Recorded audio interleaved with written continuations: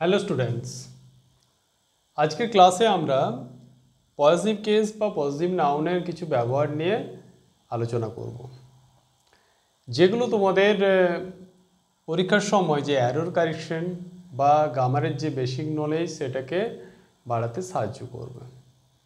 তো তোমরা আজকে ক্লাসটা মন দিয়ে শুনো। প্রথমে জেনে নিই পজিটিভ নাউন কাদের বলা হচ্ছিল। Possessive case denotes ownership or some other relationship. Possessive নাউনের বাংলা ছিল সম্বন্ধবোধ। তার মানে কি, পজিটিভ নাউন বা পজিটিভ কেস কি, ওনারশিপ মানে মালিকানা, যে পজিশন করছে কোনো কিছুকে, বা রিলেশন কারোর সাথে সম্বন্ধ রয়েছে, সেই সম্বন্ধকে এক্সপ্রেস করে পজিটিভ কেসের মাধ্যমে। এই যে রিলেশন, সেই রিলেশনটা তিনটে পদ্ধতিতে এরা এক্সপ্রেস করে থাকে। ফার্স্ট এটা হচ্ছে অ্যাপোস্ট্রফি এস, এই যে অ্যাপোস্ট্রফি এস। সেকেন্ড যেটা অ্যাপোস্ট্রফি, জাস্ট অ্যাপোস্ট্রফি কমার মাধ্যমে এটা হতে পারে। নেক্সট যেটা সেটা হচ্ছে অফ। এবার এদের ইউজেসগুলো আমাদের জানতে হবে। এদের যে ইউজেসগুলোর কতগুলো রুলস আছে, যে রুলসগুলোকে আমি কতগুলো ভাগে ভাগ করেছি। যেমন অ্যাপোস্ট্রফি এস এর ক্ষেত্রে আমরা ইউজ করতে পারি মোহনস বুক, একটা এক্সাম্পল। দেখো অ্যাপোস্ট্রফি এস বসেছে। অ্যাপোস্ট্রফির ক্ষেত্রে গার্লস মেস, দেখো জাস্ট অ্যাপোস্ট্রফি বসেছে। Of the legs of A table, ওটা অফের মাধ্যমে হয়েছে। তো কখন আমরা বুঝবো যে কখন অ্যাপোস্ট্রফি এস ইউজ করব, কখন অ্যাপোস্ট্রফি কমা ইউজ করব বা অফ ইউজ করব, তার কতগুলো রুলস আছে, যেগুলো আমি পরপর আলোচনা করছি, তোমরা মন দিয়ে শোনো এবং সেগুলো অবশ্যই নোট ডাউন করবে, কারণ এগুলোর উপর আমরা নেক্সট যে ক্লাসটা নেবো সেটা হচ্ছে এরর কারেকশনের, বেসড অন পজিটিভ কেস বা পজিটিভ নাউন। তো সেক্ষেত্রে তোমাদের হেল্প হবে। তো ফার্স্ট রুল দেখা যাক, অ্যাপোস্ট্রফি এস অর অ্যাপোস্ট্রফি মানে যেটা কমা জাস্ট আর generally used with animate. Animate ওয়ার্ডটা কিন্তু আমরা অনেকবার ইউজ করেছি। অ্যানিমেট মানে হচ্ছে লিভিং থিংস। কি বললাম? Living things. লিভিং থিংস হবে বা পার্সোনিফাইড অবজেক্ট হবে। পার্সোনিফাইড অবজেক্টটা আমরা লাস্ট ক্লাসে বলেছিলাম। পার্সোনিফাইড অবজেক্ট কি? যে ক্ষেত্রে কোনো ইনঅ্যানিমেট মানে নন লিভিং থিংসকে পার্সোনিফাই করা হবে বা হিউম্যান লাইক কোয়ালিটিস ইম্পোজ করা হবে, তখন সেটাকে বলা হবে পার্সোনিফাইড অবজেক্ট। যেমন দেখো নেচারস ল, নেচার এটা কিন্তু ইনঅ্যানিমেট থিংস, কিন্তু এখানে একে পার্সোনিফাই করা হয়েছে, তার মানে এটা হচ্ছে পার্সোনিফাইড অবজেক্ট। সেক্ষেত্রে কি বলেছি, অ্যাপোস্ট্রফি এস ইউজ হবে বা আমাদের অ্যাপোস্ট্রফিও ইউজ হবে কিছু ক্ষেত্রে।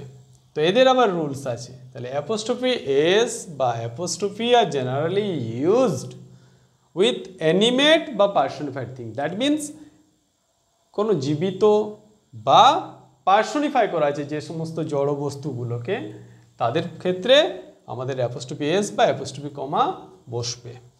যেমন দেখো ম্যানস এখানে বসেছে, মেন্স এলো, children's, nature's law, at death's door বা ডেথস আইসি হ্যান্ড। ঠিক আছে, এগুলোর ক্ষেত্রে এস বা অ্যাপোস্ট্রফি কমা বসেছে। এরপর তোমাদের কাছে কতগুলো জিনিস ক্লিয়ার হতে হবে। যেমন পার্সোনিফাইড অবজেক্ট, তাদের ক্ষেত্রে আমাদের অ্যাপোস্ট্রফি এস বসবে। ঠিক আছে, যেমন নেচারস ল, ডেথস ডোর, ডেথস আইসি হ্যান্ড, ওকে এগুলো। পরের রুলসে চলে আসি, যেখানে শুধুমাত্র অ্যাপোস্ট্রফির কথা বলেছি। Apostrophe is used after plural noun ending in S. তাহলে প্লুরাল নাউন হতে হবে, বহুবচন হতে হবে, এবং সেটা সে এস দিয়ে শেষ হতে হবে। সেক্ষেত্রে কী হবে, জাস্ট অ্যাপোস্ট্রফি কমা ইউজ হবে। যেমন দেখো boys hostel, boys plural number, দেখতে পাচ্ছ শেষে এস আছে, এস এন্ডিং প্লুরাল করা হয়েছে, তাহলে সেক্ষেত্রে জাস্ট কমা দিতে হবে। যেমন গার্লস, এক্ষেত্রেও তাই, বার্ডস এক্ষেত্রেও তাই, শেষে এস আছে, তাই জাস্ট কমা দিয়ে এদের পজিটিভ ফর্ম করা হয়েছে বা রিলেশনসটা এক্সপ্রেস করা হয়েছে। চলে আসি পরের রুলসে। দেখো rule number 3, generally when the last syllable, syllable মানে জানা আছে কোনো একটা ওয়ার্ডের যেটুকু পার্ট আমরা একবারে উচ্চারিত করতে পারি, মানে with a puff of air, মানে একবার শ্বাসবায়ু বের করার মাধ্যমে, সেটাকে বলা হয় সিলেবেল। এই সিলেবেল যেমন ধরো আমরা একটা লিখছি ডক্টর, একে যদি ভাঙা হয় কি হবে, ডক্টর, তাহলে এর মধ্যে দুটো সিলেবেল আছে। তাহলে এই যে সিলেবেলকে কয়েকটা ভাগে ভাগ করা যায়, একটা সিলেবেল যেমন রান, একবারে উচ্চারিত হচ্ছে, তাহলে এটা একটা সিলেবেল নিয়ে গঠিত, তাহলে একে বলবো আমরা মনোসিলেবেল বা মনোসিলেবিক ওয়ার্ডস, তাহলে মনোসিলেবেল হবে এটা। দুটো হলে ডাইসিলেবেল,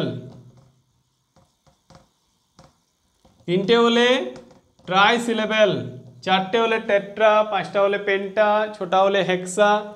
কিন্তু এই ডাই বা 3 থেকে বাকিগুলোকে বলা হয় পলিসিলেবেল। কি বললাম, পলিসিলেবেল। ওকে, তাহলে আমি পরে যদি সম্ভব হয় সিলেবেলের উপরও একটা ক্লাস তোমাদের নিয়ে নেব। তো এখন দেখা যাক রুলসটা। Generally the last syllable of a singular noun begins with S, মানে যখন একটা সিঙ্গুলার নাউন কি হবে, যার লাস্ট সিলেবেলটা কি দিয়ে শেষ হবে, এস দিয়ে শেষ হবে বা শুরু হবে, সেক্ষেত্রে এটা অ্যাপোস্ট্রফি এস ভালো করবে বা বসবে পজিটিভ কেসের ক্ষেত্রে। কিডস পোয়েম, এই দেখো লক্ষ্য করো এস দিয়ে শেষ হয়েছে, কিডস একজন কবির নাম, তার সিঙ্গুলার, তাহলে সেক্ষেত্রে কি বসবে, অ্যাপোস্ট্রফি এস। ওকে, দেখো লক্ষ্য করো জেমস আরেকজনের নাম, সিঙ্গুলার, তাহলে অ্যাপোস্ট্রফি এস বসবে। ভ্যানাসেস নাম একটা, তাহলে সিঙ্গুলার, অ্যাপোস্ট্রফি এস বসবে। Same Dickens's wife, sorry Charles's wife and Dickens's novel. ঠিক আছে, কিন্তু এগুলোর কতকগুলো ব্যতিক্রম আছে। যে ব্যতিক্রমগুলো, যেমন জেসাসেস লাইফ, দেখো লক্ষ্য করো জেসাসেস লাইফ জাস্ট অ্যাপোস্ট্রফি কমা বসেছে লাস্টে। মজেসেস ল, মজেসের আইন, ফর জাস্টিস সেক, লক্ষ্য করো এটার দিকে। আর্কিমিডিস ল, পিথাগোরাস থিওরাম, এখানেও কমা বসবে। ঠিক আছে, তাহলে এক্ষেত্রে একটা রুলস বলা যেতে পারে যে যেগুলোর ক্ষেত্রে একটা হিসিং সাউন্ড আসবে, কি আসবে, হিসিং সাউন্ড থাকবে, সেক্ষেত্রে কি হবে, জাস্ট কমা ইউজ হবে। ঠিক আছে, খেয়াল রাখবে হিসিং সাউন্ড, যেমন Jesus, Moses, justice, Archimedes, Pythagoras. ঠিক আছে, আর এক্ষেত্রে মনে রাখবে সেক ওয়ার্ডটা যখন থাকবে সেক্ষেত্রে সাধারণত কমা মানে অ্যাপোস্ট্রফি দিয়েই করতে হয়, এক্ষেত্রে অ্যাপোস্ট্রফি এস বসে না, জাস্ট অ্যাপোস্ট্রফি বসবে। Okay, nouns denoting time, space, weight, money, যখন এগুলো বোঝাবে, যে সকল নাউনের মাধ্যমে টাইম, পেস, ওয়েট বা মানি, মানে টাকা, সময়, স্থান বা লেন্থ বা ওয়েট, এগুলো বোঝাবে, তখন আমাদের অ্যাপোস্ট্রফি এস ব্যবহার করতে হবে। যেমন এ ডেজ জার্নি, দেখো টাইমের ক্ষেত্রে কতগুলো এক্সাম্পল, এ ডেজ জার্নি, এ উইকস লিভ, 3 days অ্যাবসেন্স, ঠিক আছে, এগুলো প্রত্যেকটাই দেখো টাইম ইন্ডিকেট করছে। কি ফলো করেছে? Apostrophe S. Next space, space related দুটো এক্সাম্পল দিয়েছি। এই ইয়ার্ডস লেন্থ দেখো apostrophe S. A stone's throw, stone's throw মানে নিয়ার, মানে কাছের কোনো জিনিসকে বোঝাতে এটা ব্যবহার করা হয়, এটা একটা ফ্রেজ, ঠিক আছে, তো অ্যাপোস্ট্রফি এস ব্যবহার হয়েছে। নেক্সট আসছি ওয়েট মানে ওজন। এ টনস ওয়েট, লক্ষ্য করো অ্যাপোস্ট্রফি এস। এ পাউন্ডস ওয়েট, এ কুইন্টালস ওয়েট, তাহলে যেগুলো ওজনের যে ইউনিট আছে তাদের ক্ষেত্রে অ্যাপোস্ট্রফি এস বসবে। নেক্সট মানি মানে টাকা। এ রুপিজ ওয়ার্থ, দেখো অ্যাপোস্ট্রফি এস। এ ডলার্স ওয়ার্থ, এক্ষেত্রেও কিন্তু আমাদের অ্যাপোস্ট্রফি এস বসেছে। চলো পরের রুলস। রুল 5, কম্পাউন্ড নাউনের লাস্ট টার্ম। কম্পাউন্ড নাউন আমরা আগে বলেছি যখন কতগুলো ওয়ার্ড বা আদার্স মিলে একটা শব্দ, একটা নাউন গড়ে উঠবে সেটাকে বলে কম্পাউন্ড। যেমন এখানে রয়েছে ফাদার ইন ল, তাই না, এটা একটা কম্পাউন্ড নাউন। তো কম্পাউন্ড নাউনের লাস্ট টার্মের সাথে অ্যাপোস্ট্রফি এস যোগ করা হয়। এর যে লাস্ট টার্ম মানে ল, এর সাথে অ্যাপোস্ট্রফি এস যোগ করতে হবে, খেয়াল রাখবে। ফাদার ইন লজ হেলথ, তাহলে ল, ফাদার ইন ল এটা লাস্ট টার্ম, তারপর অ্যাপোস্ট্রফি এস ইউজ করতে হবে। নেক্সট যেটা বলেছে ফাদার ইন লজ জব, এই দেখো লাস্ট টার্ম, এটা টোটালটা কম্পাউন্ড নাউন, হ্যাঁ, ফাদার ইন ল, তো এর সাথে অ্যাপোস্ট্রফি এস যোগ হয়েছে, বোঝা গেছে। তাহলে কম্পাউন্ড নাউনের লাস্ট টার্মের সাথে অ্যাপোস্ট্রফি এস যোগ করতে হবে। তুমি যদি এটা করে দাও বাদার্স ইন লজ, সাচ এস, যদি এটা করে দাও বাদার্স ইন লজ, তাহলে কিন্তু ভুল হয়ে যাবে, ঠিক আছে। লাস্ট টার্ম বলতে শেষের টার্মের সাথে অ্যাপোস্ট্রফি এস যোগ করতে হবে। পরের রুলস, কখনো কখনো school, shop, church, clinic, house এগুলো বোঝাতে অ্যাপোস্ট্রফি এস ব্যবহার করা হয়। কিভাবে হয় দেখা যাক। সেক্ষেত্রে ওটা ওমিশন থাকে, এই যে স্কুল, শপ, চার্চ, এটা ওমিশন থাকে, এটা লিখতে হয় না আর। যেমন I went to Ghosh's, just house হতে পারে বা শপ হতে পারে। Same, he has gone to tailor's shop, okay, বা he has gone to tailor's shop, okay, he saw him at a barber's shop হতে পারে, ঠিক আছে। এই যে শপ, হাউস এগুলো কিন্তু ওমিশন থাকে। দেখো ইনডিফিনাইট প্রোনাউন্স, কি বললাম, ইনডিফিনাইট প্রোনাউন কি কি?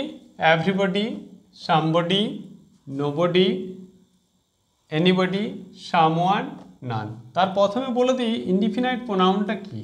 যে প্রোনাউনগুলোর মাধ্যমে কোনো নির্দিষ্ট ব্যক্তি বা বস্তুকে না বুঝিয়ে ইন জেনারেল এটা বোঝাতে পারে, যে কেউ হতে পারে, মানে ইনডিফিনাইট, নির্দিষ্ট করে দিচ্ছে না, অনির্দিষ্ট, সেরকম যদি কোনো থাকে। কিন্তু এগুলোর মাধ্যমে যদি কোনো পার্সনকে বোঝায়, পার্সন বা লিভিং থিংসকে বোঝাতে হবে, লিভিং বডিকে, তাহলে কি বসবে?